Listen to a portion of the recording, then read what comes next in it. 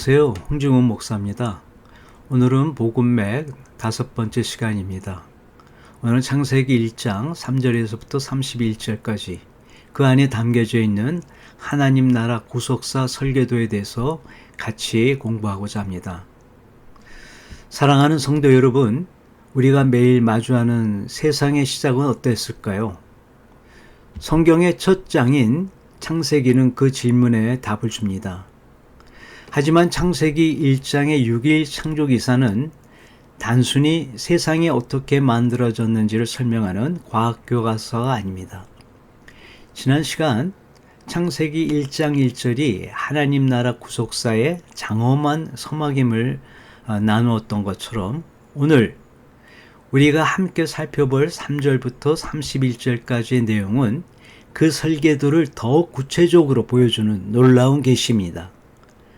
오늘 우리는 6일간의 창조 사건이 어떻게 예수 그리스도를 통한 하나님의 구원 계획, 즉 우리를 향한 영원한 사랑의 편지인지를 한 구절 한 구절 깊이 있게 묵상하고자 합니다.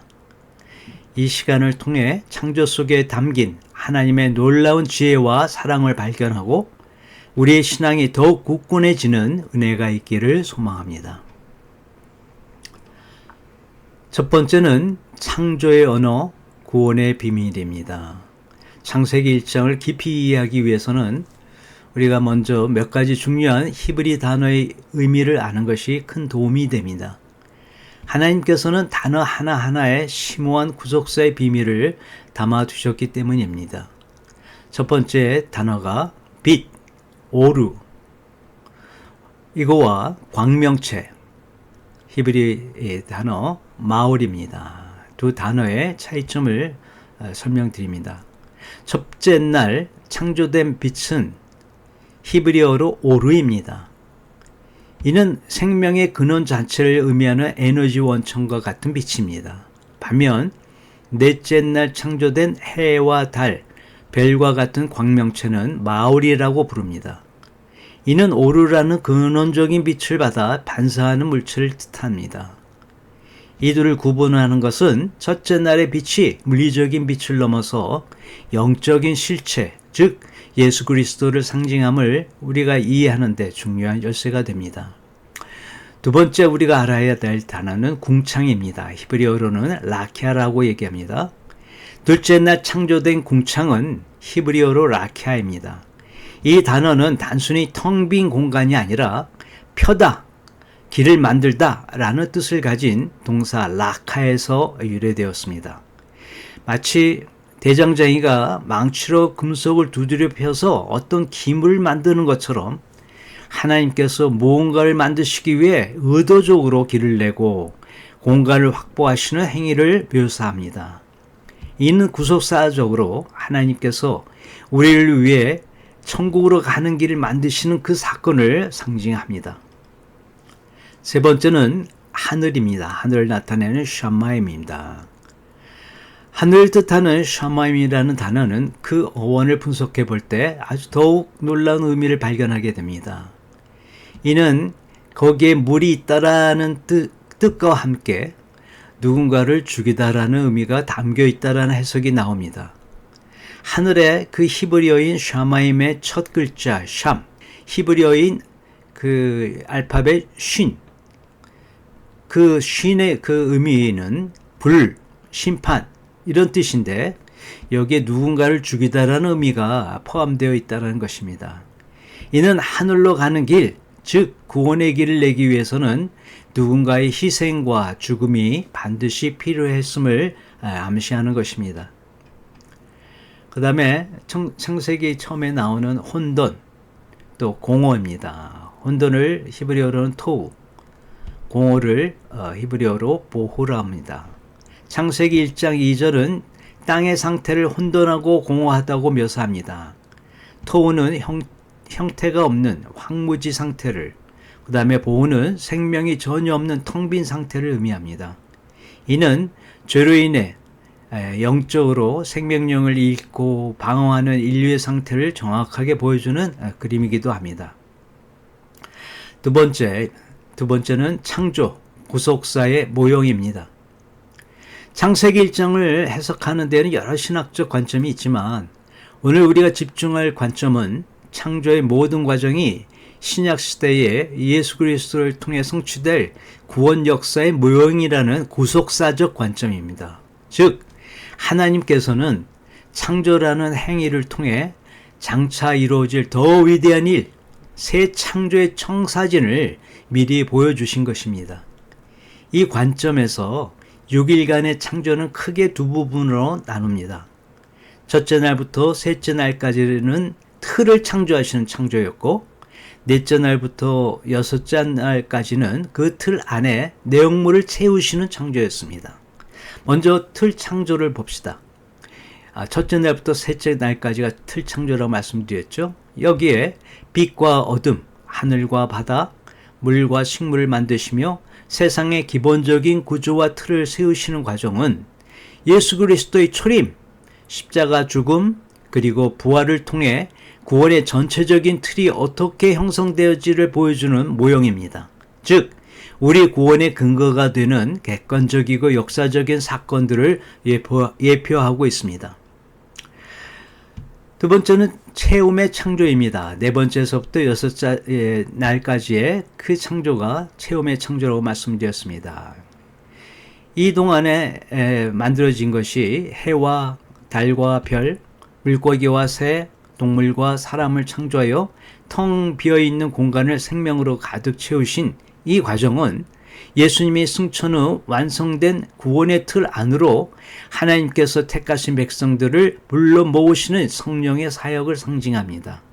이는 구원의 서정이라고 불리우는 과정, 즉 택하시고 부르시고 거듭나게 하시며 또 회개와 믿음을 통하여 그 결과 칭의, 입양, 그리고 연합과 성화의 단계를 거쳐 우리 한 사람 한 사람이 그리스도 안에서 채워져가는 구원의 적용 과정을 보여줍니다.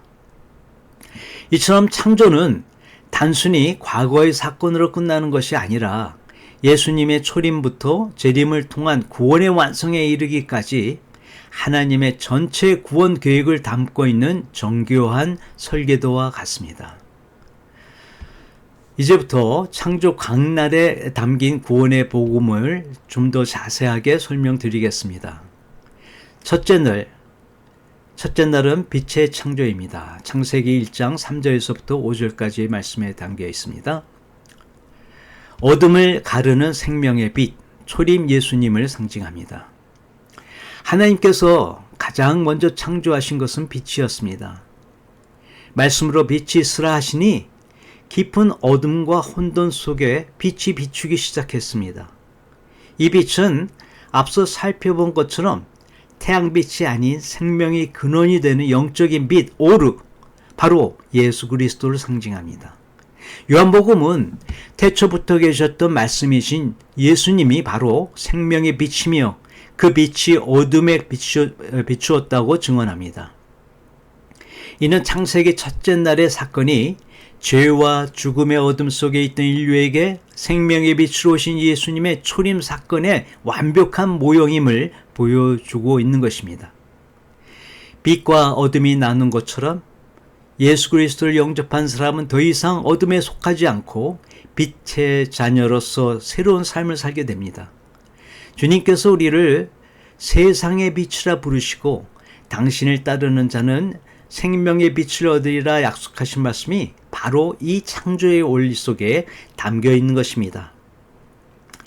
이 첫째 날의 빛은 장차 새 예루살렘에서 해와 달이 필요 없이 어린 양 되신 그리스도께서 친히 영원한 등불이 되실 것이라는 요한계시록의 말씀으로 궁극적으로 그 성취를 보게 됩니다.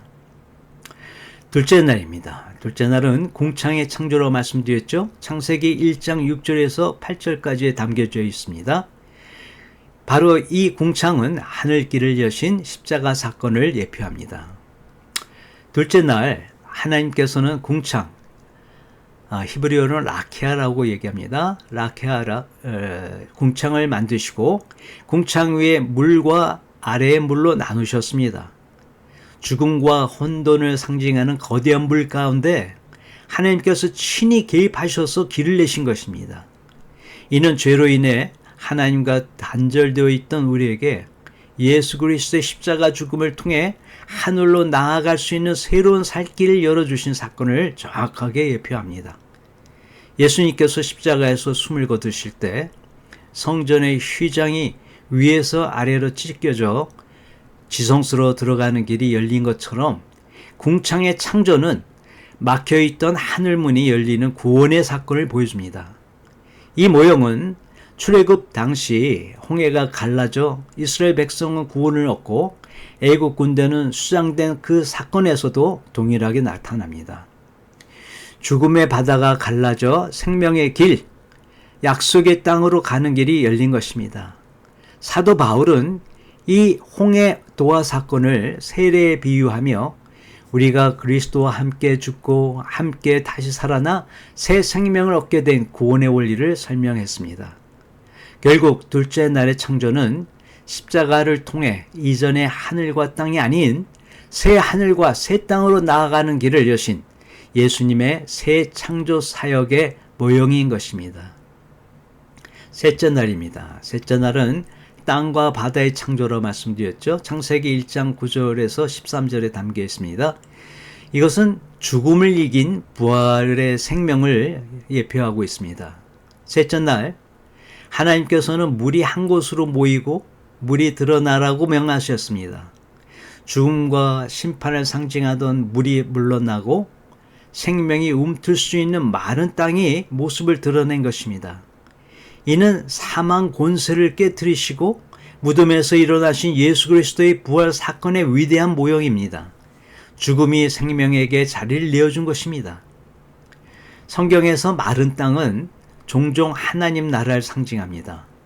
이스라엘 백성이 홍해와 요단강이라는 죽음의 강을 마른 땅으로 건너 약속의 땅, 가나안 땅에 들어갔던 것처럼 예수님의 부활은 사망에 지배하던 세상에 하나님 나라가 도래했음을 선포하는 사건인 것입니다.